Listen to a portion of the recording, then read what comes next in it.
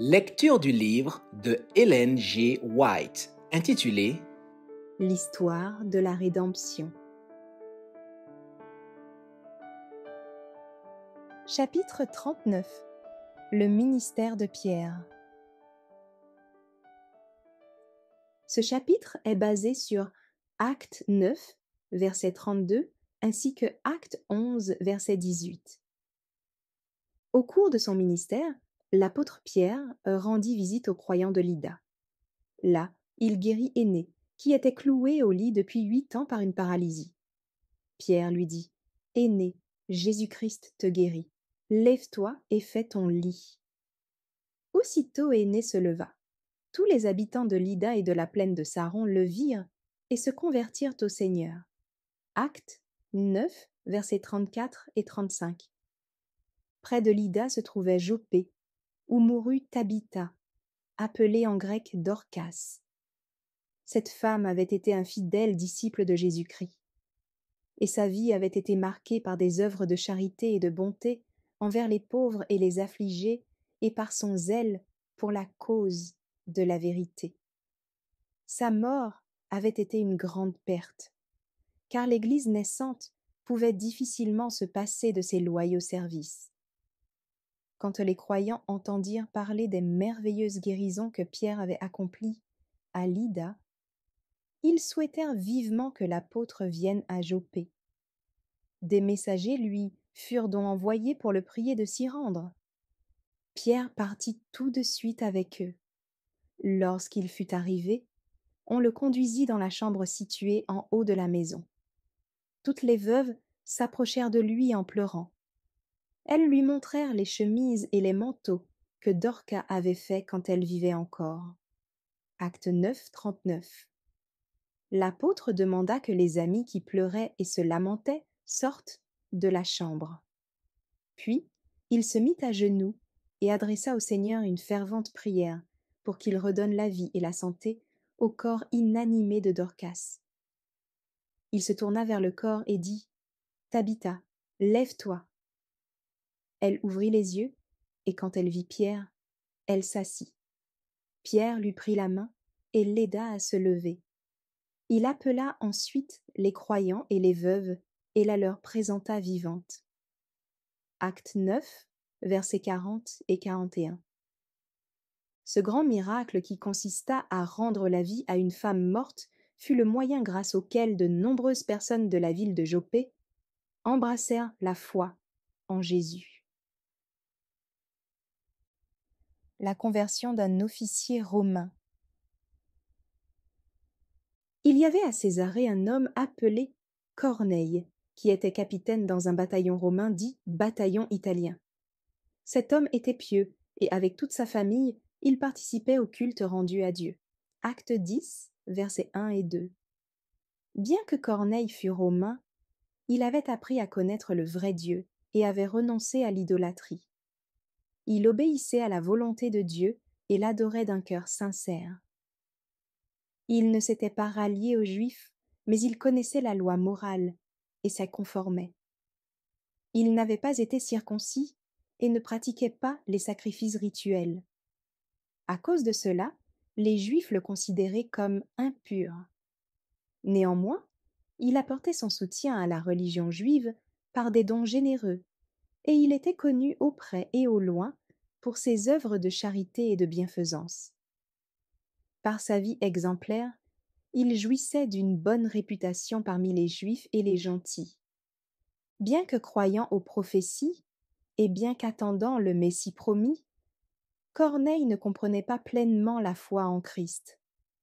Grâce à son amour et à son obéissance envers Dieu, il s'était approché de lui et était prêt à accepter le Sauveur dès qu'il lui serait révélé.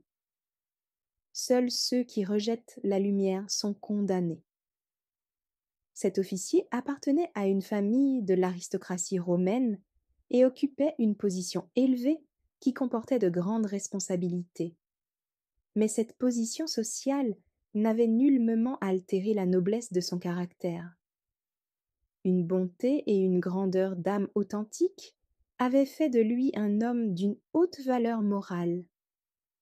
Son influence était une bénédiction pour tous ceux avec lesquels il entrait en contact. Il croyait dans le Dieu unique, créateur des cieux et de la terre.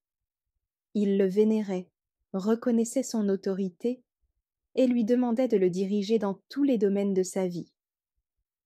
Il était fidèle dans ses devoirs familiaux comme dans ses responsabilités officielles et avait fait de son foyer un temple pour Dieu. Il ne se serait pas avisé de mettre ses plans à exécution ou d'assumer ses lourdes responsabilités sans l'aide du Seigneur. C'est pourquoi il priait beaucoup et avec ferveur pour obtenir son appui. Tous ses actes étaient accompagnés de foi, et Dieu portait sur lui un regard favorable à cause de la droiture de ses actions, à cause de ses libéralités, et il se tenait près de lui par la parole et par l'esprit. L'ange rend visite à Corneille.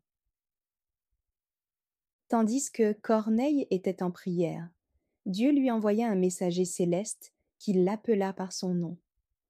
Tout en sachant que l'ange était un envoyé du Seigneur dont la mission était de l'instruire, l'officier fut effrayé et lui dit : « Qu'y a-t-il, Seigneur ? » L'ange répondit : « Dieu a accepté tes prières et l'aide que tu as apportée aux pauvres, et il ne t'oublie pas.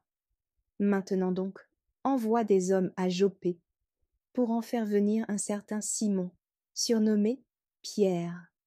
Il loge chez un ouvrier sur cuir nommé Simon, dont la maison est au bord de la mer. » Acte 10, verset 5. Dieu montrait ainsi, de façon évidente, sa considération pour le ministère évangélique et pour son Église organisée. Son ange ne fut pas envoyé pour faire à Corneille le récit de la crucifixion. Ce fut un homme, sujet aux faiblesses et aux tentations propres à la nature humaine, qui l'enseigna concernant le Sauveur crucifié, ressuscité et monté au ciel.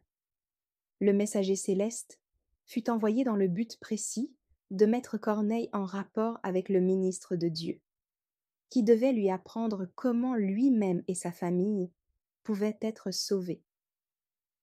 Corneille s'empressa d'obéir aux directives de l'ange, et il envoya immédiatement des messagers pour aller chercher Pierre, comme l'ange le lui avait dit.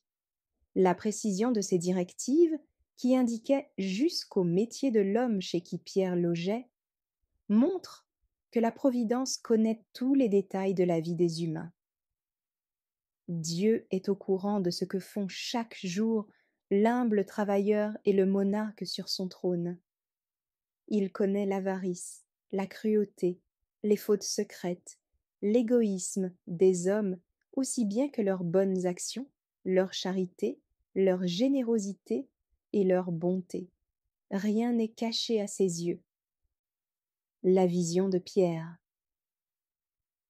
Aussitôt après son entrevue avec Corneille, l'ange se rendit auprès de Pierre, qui, fatigué et affamé après le voyage qu'il avait fait, priait sur la terrasse de la maison.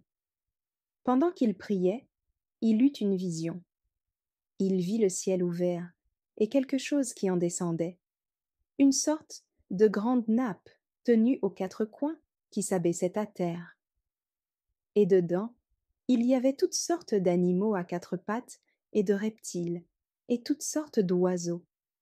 Une voix lui dit : « Lève-toi, Pierre, tue et mange. » Mais Pierre répondit : « Oh non, Seigneur, car je n'ai jamais rien mangé d'interdit, ni d'impur. » La voix se fit de nouveau entendre et lui dit : « Ne considère pas comme impur ce que Dieu a déclaré pur. » Cela arriva jusqu'à 3 fois, et aussitôt après l'objet fut remonté dans le ciel.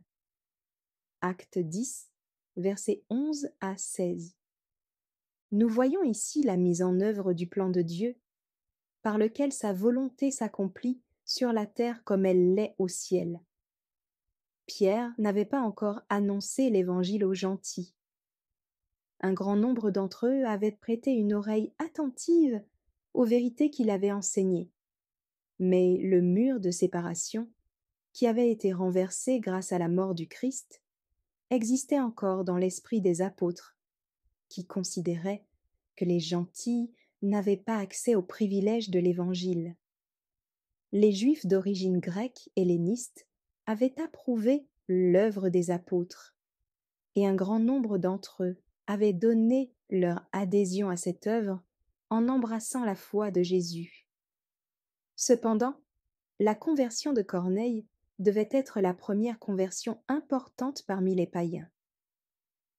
La vision de la nappe et de son contenu, qui descendait du ciel, était destinée à détruire les préjugés de Pierre contre les gentils, à lui faire comprendre qu'en Jésus-Christ, les nations païennes avaient accès aux bénédictions et aux privilèges des Juifs, et qu'ainsi ils pouvaient obtenir les mêmes avantages qu'eux. Certains ont prétendu que cette vision signifiait que Dieu avait annulé l'interdiction de consommer la chair d'animaux, qu'il avait autrefois déclarée impure, et que par conséquent la viande de porc est désormais comestible. Mais c'est là une interprétation subjective et totalement erronée, qui n'est pas du tout en accord avec le récit de cette vision et les conséquences qui en ont résulté. La vision des différentes sortes d'animaux vivants, qui figuraient sur la nappe, et que Pierre reçut l'ordre de tuer et de manger, étant donné qu'il ne devait pas considérer comme souillé ou impur ce que Dieu avait purifié, était destiné à lui faire comprendre le véritable statut des gentils et que, par la mort du Christ, ils étaient devenus cohéritiers avec l'Israël de Dieu. Cette révélation contenait pour Pierre une réprimande et un enseignement, car jusqu'alors son apostolat s'était limité uniquement aux Juifs, et il avait considéré les gentils comme une race impure qui n'avait pas droit aux promesses divines. Maintenant, il lui était donné de mesurer l'ampleur mondiale du plan de Dieu. Pierre se demandait quel pouvait être le sens de la vision qu'il avait eue, mais pendant ce temps, les hommes envoyés par Corneille s'étaient renseignés pour savoir où était la maison de Simon, et ils se trouvaient maintenant devant l'entrée. Ils appelèrent et demandèrent: « Est-ce ici que loge Simon, surnommé Pierre ?» Pierre était encore en train de réfléchir au sens que pouvait avoir la vision quand l'Esprit lui dit: « Écoute, il y a ici 3 hommes qui te cherchent.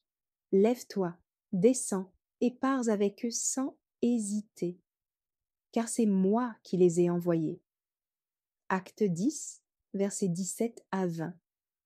Pour Pierre, c'était un ordre auquel il était difficile d'obéir, mais, sans écouter ses propres sentiments, il descendit et accueillit les messagers que Corneille lui avait envoyés.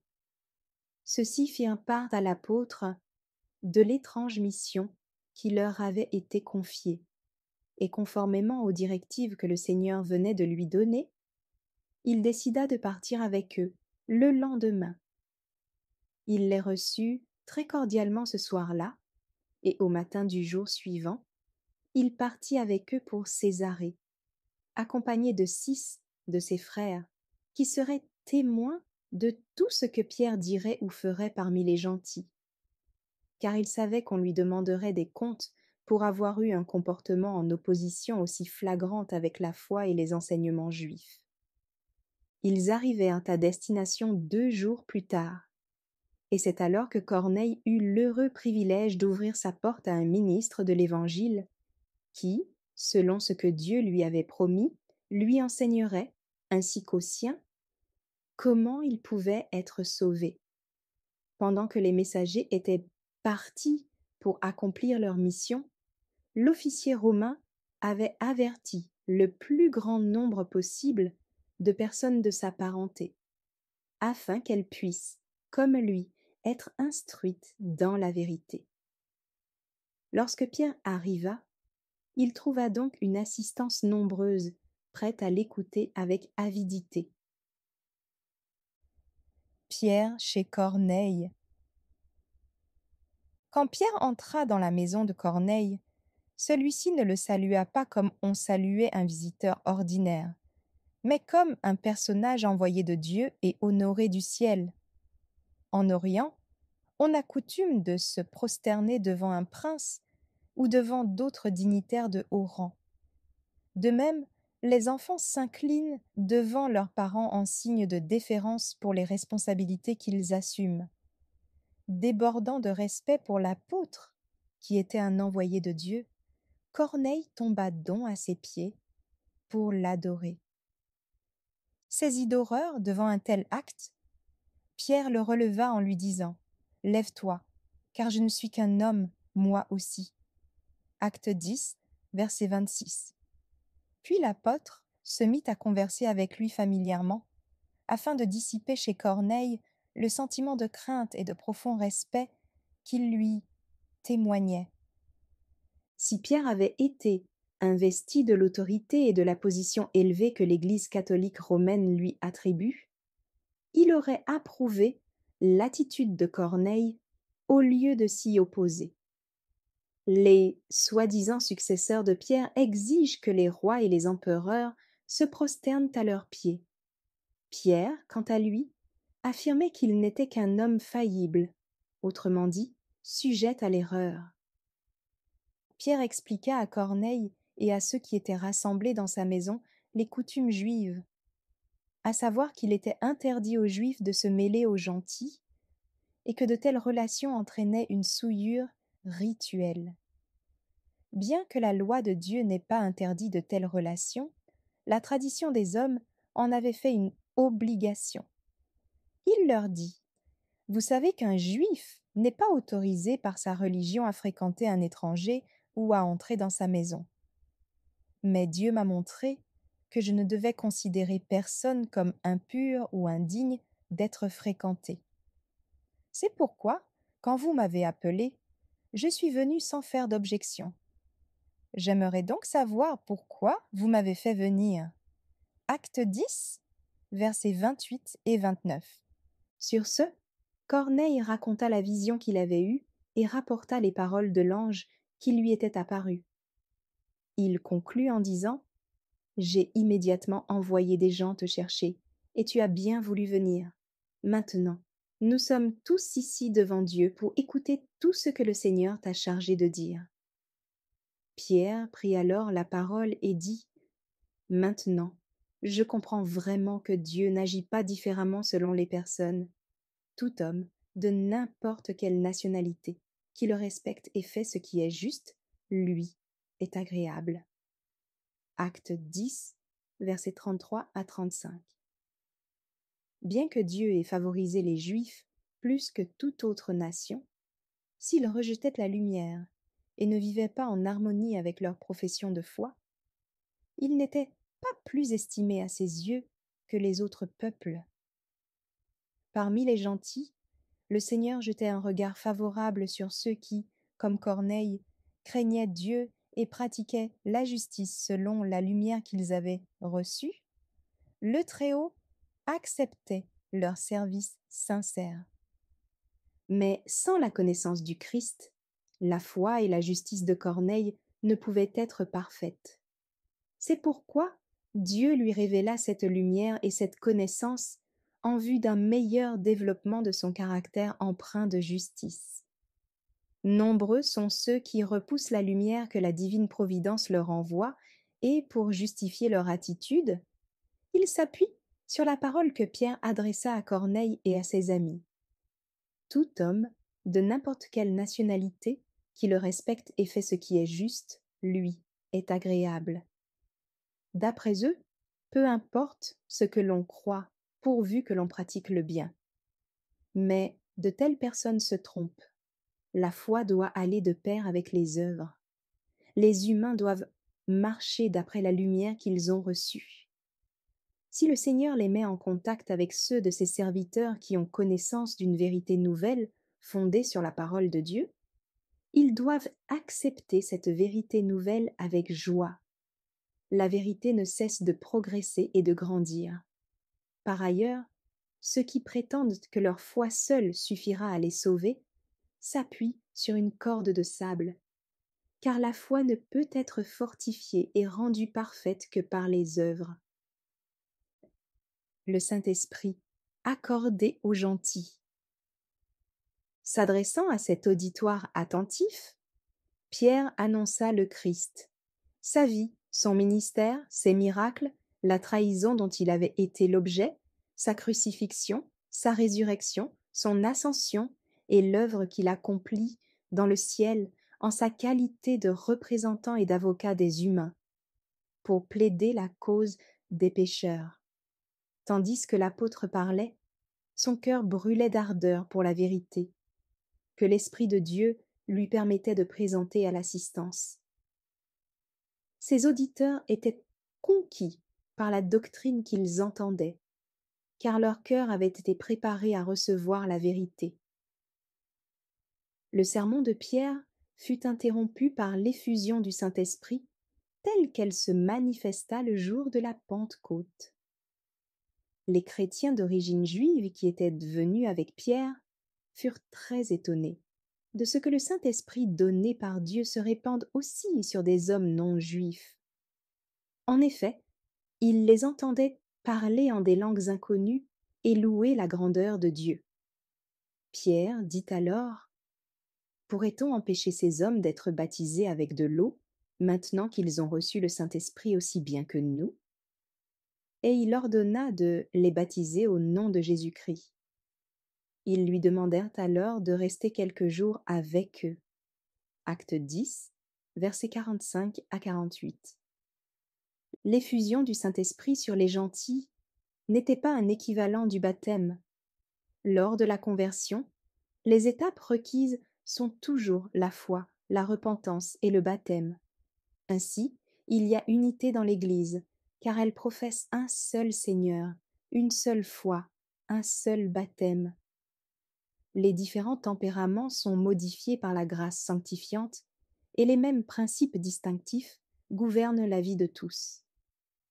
Pierre accéda à la demande des croyants d'origine païenne et resta pendant quelque temps parmi eux, annonçant le nom de Jésus à tous les païens du voisinage. Quand les frères de Judée apprirent que Pierre avait annoncé l'Évangile aux gentils, qu'il était entré en contact avec eux et avait mangé avec eux dans leur maison, ils furent surpris et choqués d'un aussi étrange comportement. Ils craignirent qu'un tel comportement, qu'ils jugeaient scandaleux, n'ait pour effet de le mettre en contradiction avec son propre enseignement. Dès qu'ils en eurent l'occasion, ils lui adressèrent de vifs reproches en disant: « Tu es entré chez des gens qui ne sont pas circoncis, et tu as mangé avec eux. » Acte 11, verset 3. La vision de l'Église s'élargit. Pierre s'expliqua en toute simplicité devant eux. Il leur raconta la vision qu'il avait eue et plaida sa cause en disant que d'après cette vision, le Seigneur lui avait prescrit de ne plus faire de distinction entre les circoncis et les incirconcis et de ne plus considérer les gentils comme des impurs, car Dieu ne fait pas de favoritisme. Il leur dit que le Seigneur lui avait donné l'ordre d'aller vers les païens, leur raconta l'arrivée des messagers, son voyage à Césarée, ainsi que sa rencontre avec Corneille et les personnes réunies dans sa maison. Bien que Dieu lui ait ordonné d'entrer dans la maison d'un gentil, les frères reconnurent que Pierre avait agi avec prudence en prenant avec lui 6 disciples comme témoins de tout ce qu'il dirait ou ferait en la circonstance. Il résuma l'entretien qu'il avait eu avec Corneille, au cours duquel celui-ci raconta la vision qu'il avait eue, à la suite de quoi il avait envoyé des messagers à Joppé pour demander à Pierre de venir chez lui et de lui faire connaître ce que lui et toute sa famille devaient faire pour être sauvés. Il rapporta les circonstances de sa première prise de contact avec les gentils en disant: « Je commençais à parler lorsque le Saint-Esprit descendit sur eux, tout comme il était descendu sur nous au début. Je me souvins alors de ce que le Seigneur avait dit. Jean a baptisé avec de l'eau, mais vous serez baptisés avec le Saint-Esprit. Dieu leur a accordé ainsi le même don que celui qu'il nous a fait quand nous avons cru au Seigneur Jésus-Christ. Qui étais-je donc pour m'opposer à Dieu? Acte 11, versets 15 à 17. Après avoir entendu ce témoignage, les disciples gardèrent le silence. Ils furent convaincus que Pierre avait agi en plein accord avec le plan de Dieu et que l'Évangile devait triompher de leurs anciens préjugés et de leur sectarisme. Après avoir entendu ces mots, ils se calmèrent et louèrent Dieu en disant « C'est donc vrai, Dieu a donné aussi à ceux qui ne sont pas juifs la possibilité de changer de comportement et de recevoir la vraie vie. » Acte 11, verset 18. Merci d'avoir écouté cette lecture. Si vous avez des questions ou des remarques sur le thème abordé, n'hésitez pas à les partager dans les commentaires et notre équipe ne manquera pas de les considérer. À bientôt sur lereste.org.